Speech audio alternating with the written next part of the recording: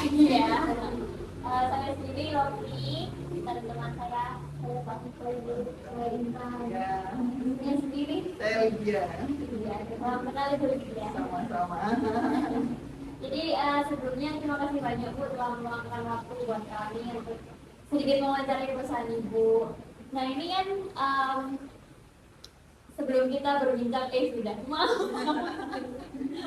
ini namanya kan ini es teler durian ya Ibu. Es tedu Malang. Ya es tedu. Nah itu ada kayak kenapa gitu nggak sih alasan dinamain es tedu? Ya, karena emang base-nya dari es teler durian, jadi disingkat es tedu. Biar jadi brand awareness Iya. awareness juga ya. Kalau Malang kan dari Malang. Jadi namanya es tedu Malang. Es tedu Malang aja. Nah kalau boleh tahu sudah berapa lama Bu? Dari 2017. Lumayan lama ya. Berarti sempat mengalami fase sebelum COVID dan Oh ya, udah jatuh bangun. boleh diceritain nggak Bu awal mulanya ini? Ya awal mulanya sih kebetulan satu keluarga kan suka durian ya. Sama akhirnya kan kita kalau misalnya ada teman yang kesini senang gitu loh, kok enak dijual aja. Akhirnya nggak ada, ini sih nggak ada niatan awalnya, iseng aja. Akhirnya kita coba jual, lempar ke pasar, resepnya juga dari kita semua. Ternyata sama pasar diterima, ya udah lanjut. Akhirnya sekarang. Dulu kita masih punya 4 cabang awalnya, tapi semenjak COVID akhirnya kita ringkes jadi gitu. Jadi pusatnya dan tidak ada cabangnya ya Bu. Justru dulu pusat nggak yang paling ramai kita cuma di cabang, di pusat nggak ramai malahan. Kalau boleh tahu itu cabangnya di mana aja?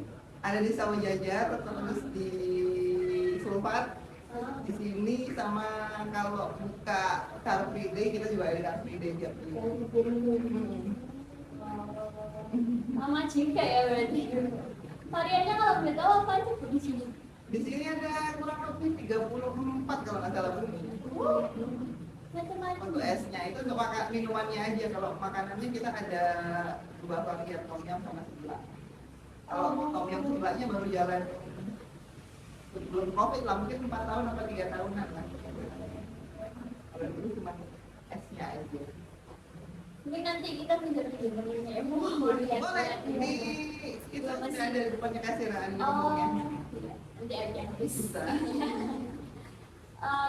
Tapi kalau sejauh ini udah nggak sih tantangan yang apa ya mungkin sempat dihadapi dari awal buka sampai akhirnya bisa stay sampai sekarang, kan ini bukan hal yang mudah.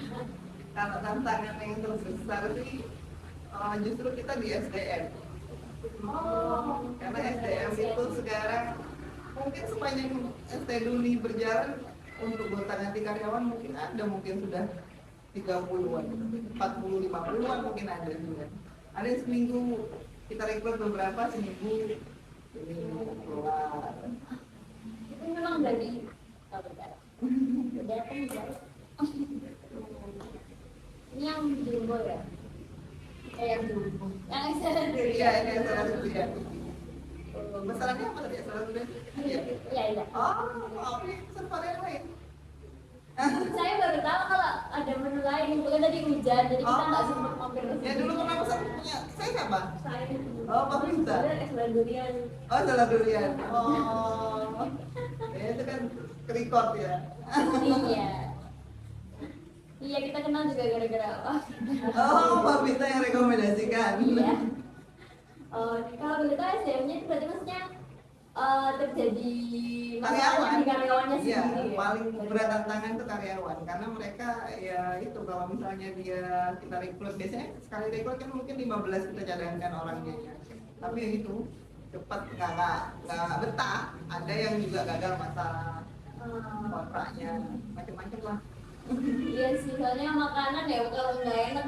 Iya, bukan itu sih, justru kita takutnya malah di komplainan, karena kan orang sekarang sosmed itu paling cepat ya. Iya. Oh, nggak serak dikit langsung Google review, masuk di DM Instagram. Kalau DM sih nggak masalah, tapi kalau yang dilihat publik itu yang serem. Apalagi kalau sekarang kan kita base berdasarkan rating kan, kalau ulasan di Google jelek pasti orang susah. Ini tapi berarti tersedia juga di kayak Grab, Gojek. Ada semua. Oh. Gojek, Grab, sama Shopee, sama Maxim. Online deh Bu. Jadi Iya. kalau masalah bisnis nih Bu, kan pasti tidak terlepas dari visi misi dan tujuan. Nah Bu, kalau boleh tahu ada visi misi nggak dari SPBD? Kalau kita sih simpel ya. Kalau saya dulu buka usaha ini awalnya ya untuk nyenengin orang yang senang kuliah, itu yang pertama. Yang kedua ya membuka lapangan pekerjaan sebesar-besarnya buat anak yang butuh pekerjaan. Justru karyawan saya banyak itu yang betah itu anak kuliah. Jadi dia pakai sistem part-time. Jadi di mix mana yang misalnya masuk shift yang dia kuliahnya cuma Senin Kamis, itu nanti dia nyari yang lowong seperti itu malah. Malah yang paling betah itu anak kuliah. Dan kalau boleh tahu modal awal untuk membuka bisnis ini berapa ya Bu? Kalau boleh tahu? Awal dulu 2017 cuma 5 juta kalau nggak salah saya. Dan itu satu cabang. Satu cabang. Kan kita baru pertama kali buka cabang itu di Surabaya. Tapi masih kaki lima. Dulu dimsum Sulpat tahu nggak? Day by day. Kayak pernah Pernah dengar. dengar? Di sebelahnya diorama. Dekat daerah di sana. Itu dulu kita di situ. Dulu kan sekarang ini udah dibangun gede tuh. Iya, iya. Dulu kan kaki lima. Nah itu kan kalau mereka kan dulu bukanya sore sampai malam. Nah kita pagi sampai sore-nya. Oh, ganti jam. Market pertama. Oke, gitu ya Bu. Dalam waktu dekat ini kira-kira ada tujuan yang spesifik yang dicapai nggak? Misalkan seperti omset atau jumlah pesanan per hari Oh jelas, rencananya mau ini lagi sih kita buka beberapa outlet lagi ke depannya. untuk pengepulauan. Masih nyari tempat yang strategi. Ini malah yang baru udah minta nih ada yang minta di franchise kan ke Batu. Kita mesti mikir ya kalau mungkin kita kayak coklat tasik itu kan dia main sentuhan sasetan, kalau tadi kan tinggal terus, sedangkan kita kan semua fresh buahnya.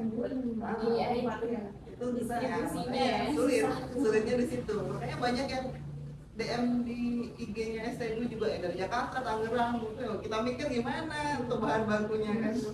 Karena kalau acid ini apalagi nggak ada pengawasan kan kualitasnya pasti.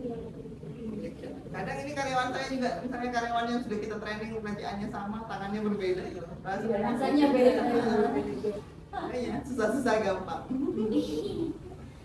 Nah, semoga bisa tercapai ya Bu. Terima kasih, Cabang amin. Bandung sampai Jakarta juga. Amin. Nah, kalau boleh tahu Bu, dalam sebulan omsetnya berapa ya? Paling sepi kalau misalnya kita musim hujan itu di 500 per jam. Tapi kalau bulan puasa kayak gini bisa omset bisa sampai 3 4 kali lipat. Biasa. Buat kepuasan. Iya. Jam ramenya biasanya mulai dari jam 3 itu langsung bingung semuanya pesen. Nah, itu dari penjual es tawar duriannya aja atau berarti ada menu unggulan seperti es tawar durian atau dari varian lain gitu? Kalau di sini mix sih, cuma memang rata-rata es teler gitu Es ya. tawar durian yang paling. Iya, best seller. Tapi sejauh ini gimana sih Ibu untuk mengelola bahan baku atau kebutuhan produksi untuk menu yang begitu banyak yang dari 30 varian gitu Bu? Nah, kalau kita kan soalnya varian menunya banyak karena permainan topping aja sih, jadi bisa kita handle. Sebenarnya toppingnya cuma itu aja, cuma karena mix and match aja, jadi kita banyak banget. Mungkin ada strategi khusus gitu Bu untuk diterapkan untuk meningkatkan efisiensi produk, kayak bisa menjaga kualitas produk yang konsisten. Oh ya, gitu. pasti kalau memang udah nggak layak pakai harus buang, nggak bisa kita konsumsi. Jadi kalau dia itu ada umur, kayak misalnya avokat, kalau misalnya kematangannya kita beli cuma bisa buat waktu 3 hari ya 3 hari, setelah 3 hari walaupun nggak habis buang. Semua buah, degan, nangka semua, karena ini kan buah semua, nggak ada yang bisa kita keep. Iya, perputarannya harus cepat. Kalau lambat ya pasti kita nggak bisa pakai. Oke, lanjut ke pertanyaan berikutnya Ibu. Mengenai analisis pelanggan, ini bagaimana Ibu untuk melakukan segmentasi pelanggan, misalkan seperti kayak faktor-faktornya seperti preferensi rasa, usia, atau lifestyle gitu Bu untuk menyasar ketiga hal tersebut gitu. Kalau kita sih ya pasti namanya kita punya produk, ada yang bilang itu mahal, ada yang bilang murah, ada yang enak dan nggak enak dan segala macamnya. Cuman kalau kita sih optimis ya, kita memang kalau di range harga kan bisa dibilang namanya durian pasti harganya menengah ke atas. Nah itu kita pasti punya pangsa pasar sendiri. Selama kita menjual produk walaupun mahal tapi produknya berkualitas, pasti kita sama pelanggan berkuat. Ada segmentasi pasarnya. Nah, kalau boleh tahu gimana sih cara ibu untuk menetapkan target pasar? Mungkin kayak ada fokus pemasaran di kelompok usia tertentu, misalkan anak kuliah atau kelompok sosial ekonomi yang menengah atas atau Kalau kita sih nggak ada, nanti dia akan tertarget sendiri ya, karena itu kan sudah rasa ya, jadi udah nggak bisa kita maksudnya harus orang tua atau harus anak muda gitu. Dia akan menargetkan sendiri pangsa pasarnya. Jadi kita cuma melempar produk di pasaran aja. Ini lebih ke durian lovers juga Ya. Membantu. Karena kalau itu kan memang nggak ada usia, dari anak kecil sampai gede Iya. juga. Kalau suka ya suka aja, kalau nggak suka durian ya nggak suka aja, nggak bisa kita paksa. Preferensi konsumennya sendiri. sekarang terkait promosinya biasanya promosi itu gimana dan gimana bisa menyelesaikan produk ke masyarakat atau Kalau sekarang kan eranya sudah digital ya, jadi orang-orang pasti lebih ke sosmed. Kalau kita selama ini sih kalau untuk sosmed rata-rata influencer nggak pernah manggil ya, pasti rata-rata mereka DM pribadi ke IG-nya SNU, ada kerjasama itu kita pakai. Jadi kita selama ini selama 7 tahun nggak pernah sama sekali manggil influencer, mereka sendiri yang DM baru kita ajak kerjasama. Pasti namanya usaha ada naik turun ya, nggak mungkin lancar terus ya. Tantangannya itu emang kalau sekarang sudah target marketnya itu udah pada sosmed semua kan, jadi harus rajin posting. Kalau kita males buat konten dan segala macam sulit. Ada triknya sendiri begitu. Ada nggak bisa handle. Memang katanya mudah ya, tapi Iya. masalahnya yang bikin sulit itu kan harus continue-nya itu. Kalau mungkin sekali-sekali nggak apa-apa, tapi kalau harus continue aja nggak bisa barang mentah kita rekam langsung upload kan, mesti harus editing dan segala macam. Ilmu marketingnya main. Iya. kalau terkait dari kelompok itu Kalau duriannya kita pakai durian Medan. Jadi sudah ada, kita kerja sama Ucok Durian yang di Medan itu. Nanti cara pengirimannya pakai port to port. Jadi dari bandaranya di Medan sana kirim ke bandara Malang. Seperti itu. Jadi pasti fresh. Langsung dari Medan. Iya, dari Medan. Karena kita pernah nyoba. Kan musiman juga durian itu. Iya. Kita ganti durian lokal, pasti rasanya langsung kebanting. Ini besar banget sih duriannya. Kalau pakai durian montong harganya nggak masuk malah. Iya. Duriannya aja udah Iya berapa? benar. ada masalahnya dengan pengadilan politik, harga yang bisa transaksi atau dengan khusus ya. Iya memang agak sulitnya di situ ya. Untuk harga kalau selama kita masih handle, misalnya selama ini kan kalau kita ngambil untung dia range 30-40%. Nah itu untuk mengcover kalau suatu waktu misalnya karena ada naik harganya, kalau naik turun kita masih bisa handle kalau naiknya sedikit. Tapi ketika harga itu stagnan naik terus, otomatis kita pasti akan naikkan harga produk. Tapi sejauh ini kita baru naikkan dari 2017 itu baru naikkan 2 kali.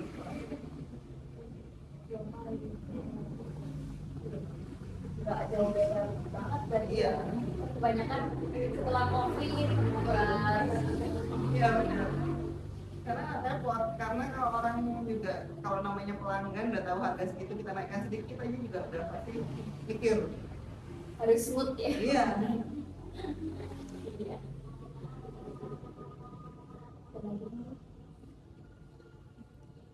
Nah tadi ibu kan bilang bahan baku itu dari Medan ya bu. Hmm. Nah itu pasti kan ada fluktuasi harga ya. Nah itu gimana ibu meresponnya? Bagaimana kayak supaya harganya itu sesuai dengan harga untuk bahan baku produk gitu. Memang kalau durian Medannya durian hijau itu nah harga hari ini sama harga besok belum tentu sama.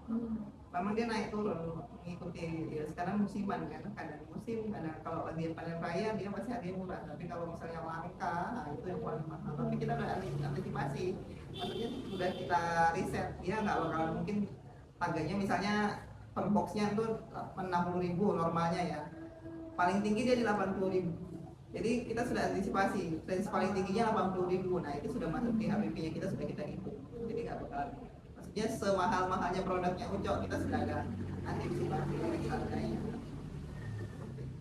Tapi kalau iya sudah dihitung, tapi kalau sudah melebihi yang kita maksimalkan hitungannya, nah itu baru kita naikkan harganya produk kita. Tapi selama dia masih naik turun kan berarti ada kemungkinan turun lagi. Nah, itu masih bisa kita antisipasi.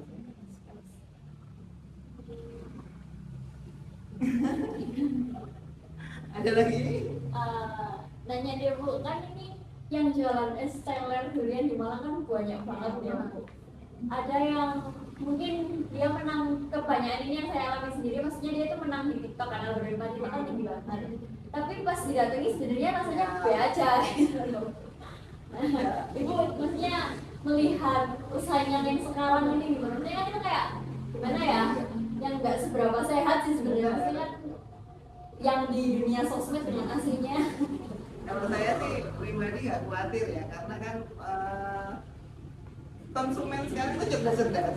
Viral itu kan pasti dia akan booming sebulan 2 bulan pertama, setelah itu ya orang alah tiba nobe aja kan begitu biasanya. Tapi kalau kita memang ini situ memang enak beneran, pasti dia akan balik repeat order terus ya.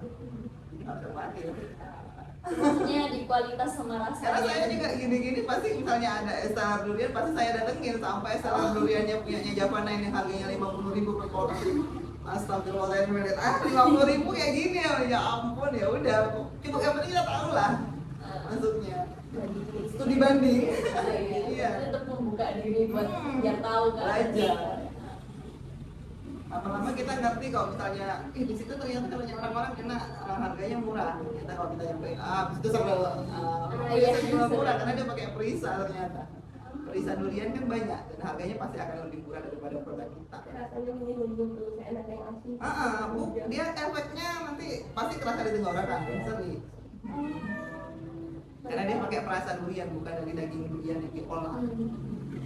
Itu kalau customer, ya namanya customer ada yang pinter, ada yang mau murah, ada yang pengen kualitas enak, kan macam-macam. Ya kita lempar balikan ke customer.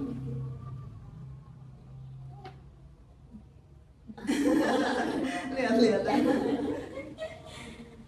Oke, dan produk. Ya ada. Makasih banyak ya Bu atas Sama-sama. kesempatannya boleh wawancara. Nanti mampir-mampir lagi setelah ini. Iya, pasti Bu. Karena baru tahu kalau banyak variannya Bu. Aku pikir cuma durian sama ori gitu. Soalnya biasanya di es teler Malang kan kebanyakan cuma durian. Terus mereka rata-rata juga biasanya kalau durian toppingannya durian yang beku terus dipotong-potong gitu ya. Iya. Nah, itu juga hati-hati karena banyak yang nggak tahu misalnya itu ternyata saya juga belajarnya dari karena sudah melalang dunia di sini kan, dunia es, ternyata banyak juga yang dicampur sama ketela ubi. Jadi seolah-olah dibuat ini daging durian yang berserat. Karena emang kalau dicampur karena buah durian itu kan rasanya strong ya. Jadi kalau kita campur dengan ubi, pasti ubi akan rasanya kalah. Ya gitu, akhirnya dicampur pakai macam-macam lah kalau tahu. Nanti malah tambah kayak ini. Nggak selera. Banyak oknum. Makanya kalau pinter-pinter. Makanya kalau ada jual apalagi dia bilang durian asli tapi harganya murah. Nah, itu udah tanya-tanya besar itu. Kok bisa dia bilang asli tapi murah? Kalau nggak pakai perisa ya tadi itu pakai mix. Campur. Jadi untuk membuat serat seolah-olah dia seratnya itu serat durian, pakai itu. Makanya jarang ada orang yang jualan durian tuh pakai buah durian. Biasanya mereka pakai toppingan yang potongan-potongan itu karena memang secara dari harga dia akan dapat untung lebih banyak.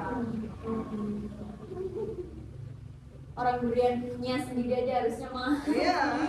Satu biji. Iya. Apalagi yang jus durian itu yang murah-murah. Jus durian harganya cuma 5.000, itu nggak masuk akal. Pasti dari periksa. Bentar Bu. Ketinggalan botol. Biar in frame seperti Ibu mau ngajar. Iya, jam 3 di sini ya. Kita buka bimba juga di lantai 2. Bimbingan belajar. Baru kalau bimbanya dari Januari. Masuk.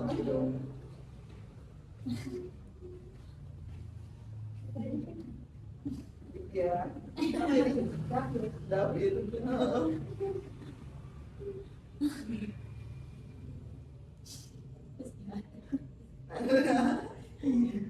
Ya tadi banjir di luar. Iya, nanti kalau hujan deras jangan lewat ini ya, jangan lewat sebelah kiri. Iya sering Itu banget. pasti kan dia naik, ini terus turun, nah tikungannya itu yang banjir. Ini juga dulu serem, sekarang kan udah diperbaiki. Dulu nih kalau misalnya hujan deras sudah kayak sungai di depan.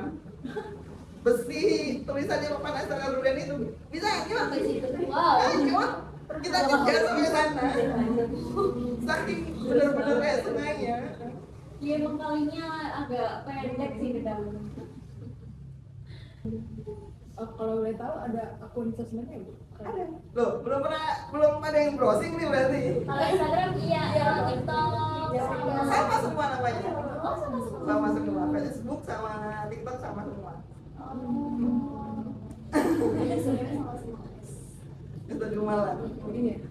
Mumpung belum ada yang ngambil. Itu tiga-tiganya aktif Bu. Aktif. Aktif untuk konten semua. Aktif. Dan gitu. Cuma nggak Jadi ini. kita stok. Ada tadi lihat aja.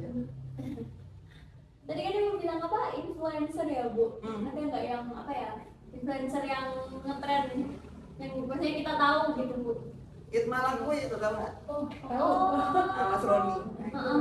Itu dulu dia masih kita itu followernya masih 5.000 sekarang udah puluhan ribu ya. Itu masih 5.000 dulu. Oh, iya sekarang lagi ngetren-ngetrennya itu. Sekarang udah wah panggilan dia tuh lah. Lihat jadwal dulu. Iya. Kalau dulu dia minta-minta. Oh, banyak gitu. Tapi ini makan lah. Tapi yang berat buat Iya, makan. tapi kamu kuat. Yang dua bungkus aja buat buka nanti. Lah terus gimana masa mau dianggurin gini? Nggak maksudnya Setelahnya Oh mau dibungkus juga? Oh, iya bentar nanti biar lagi. menarik sih, cuman nggak sih. Oh iya justru Bau duriannya soalnya menggoda sekali. ini penguatan iman.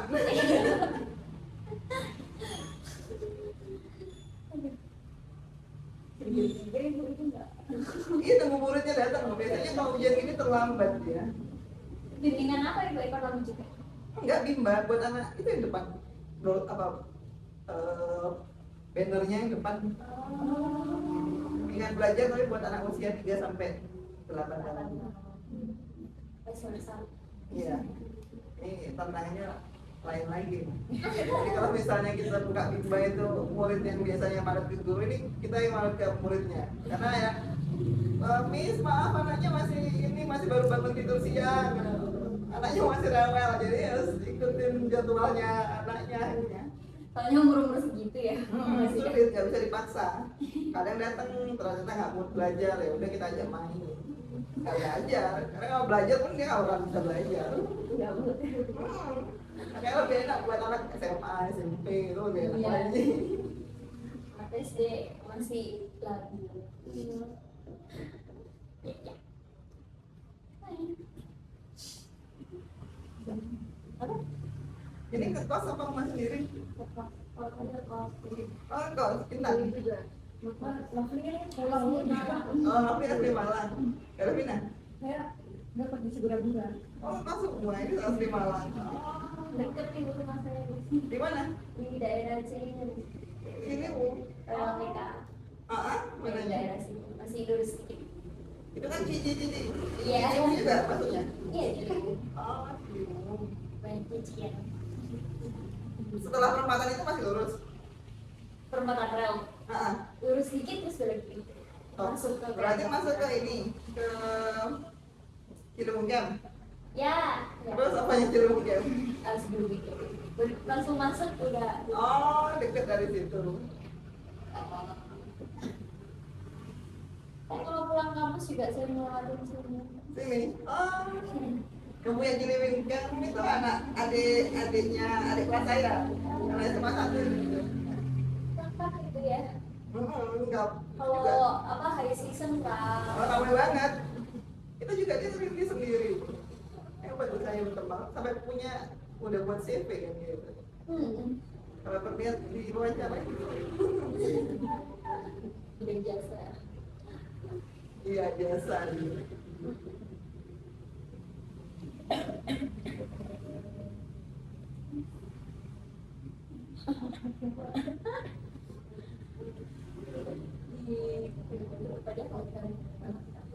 Terima kasih ya sudah bersedia. Amin, terima kasih doanya. Semakin banyak buka cabang. Amin, amin, amin. Iya, makin sukses. Terima kasih. Bu. Terima kasih. Mampir-mampir kalau pas lewat, walaupun saya nggak ada. Iya, bakal sering mampir sih.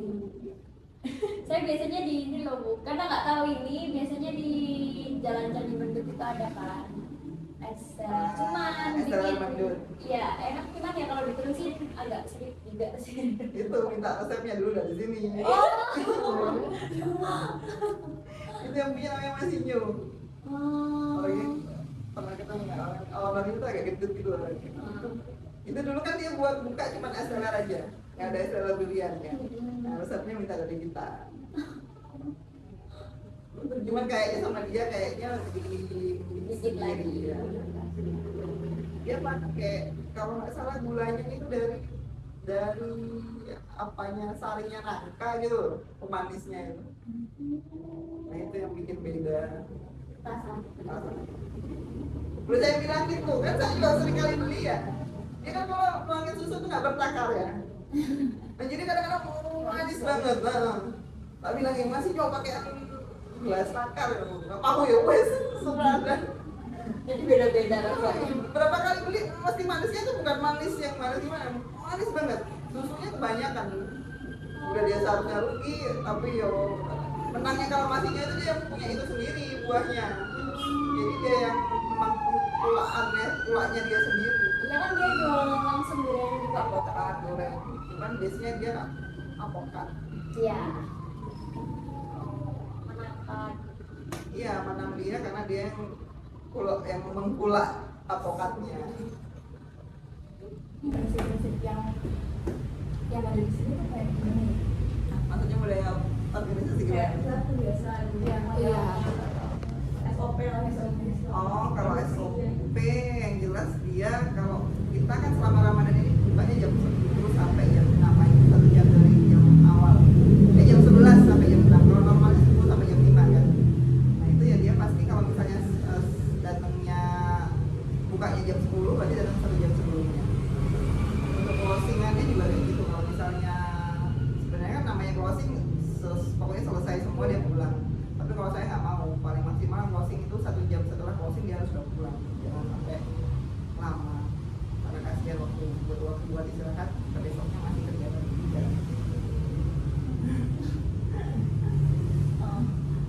Ini bukanya jam berapa Bu? Kalau normalnya dari jam 10 sampai jam 5 sore. Kalau Ramadan dari jam 11 sampai jam 6. Oh, Kalau sore kan banget. Iya. Kemarin aja kalau secara aplikasi kita jam 6 itu kan harusnya sudah tutup ya. Tapi nggak tahu kok sampai setengah 7 itu Grab sama Shopee-nya masih masuk aja. Padahal udah tulisannya tutup di situ. Jadi otomatis dia udah nyuci buka lagi. Nggak pulang-pulang. Iya. Apalagi kalau hujan gini banyak transaksi nyangkut. Karena kalau dulu kan kalau misalnya dibatalkan itu kita dapat penggantian rugi itu 30-40% dari Gojek ya. Kalau sekarang kan enggak. Jadi kalau misalnya tiba-tiba orderan masuk statusnya terus akhirnya di cancel, itu kita nggak dapat apa-apa, nggak dapat penggantian.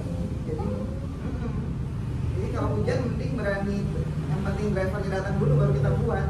Walaupun secara kan itu di time ya, ada waktunya. Jam berapa menit harus selesai berapa menit. Ya kalahnya akhirnya di situ. Daripada kita rugi berapa kan. Apalagi kalau puasa gini kan orang nggak jarang yang pesen di bawah 5 atau 5, 10 seperti itu. Makanya kalau satu orang aja yang cancel udah kerasa itu. iya ya. Nggak ada ininya dari Gojek. Dulu ada, mungkin karena sekarang kebanyakan ya yang mungkin mengalami cancelan akhirnya mereka juga nggak mau rugi, jadi nggak ada penggantian sama sekali. Makanya itu akhirnya efeknya ya kayak gitu, transaksi jadi pending.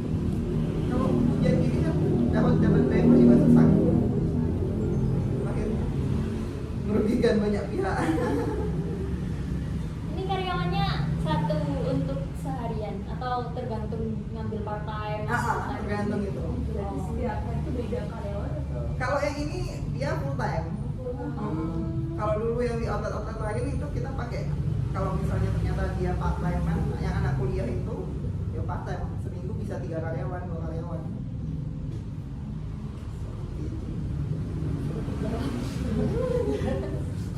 Jauh-jauh loh, malah karyawan saya yang loyal itu yang sampai tahunan itu malah rumahnya di Kepanjen. Nah, setiap hari PP. Ada lagi yang di ini di Sumber Manjing. Waduh, itu ya. Itu dia berangkat dari sini ke sana aja, perginya aja 1,5 jam. Jadi PP itu 3 jam. Akhirnya uang gajinya habis buat ongkos. Buat ongkos. Kita bilang udah nggak usah diterusin aja, kasihan kamu ya lah. Ya, ya. Baiklah. Insya Allah tidak ada lagi. Nggak usah closing lagi kan? Iya. Masih tinggal di cut. Kayak Foto dulu kali. Oh iya, foto bareng.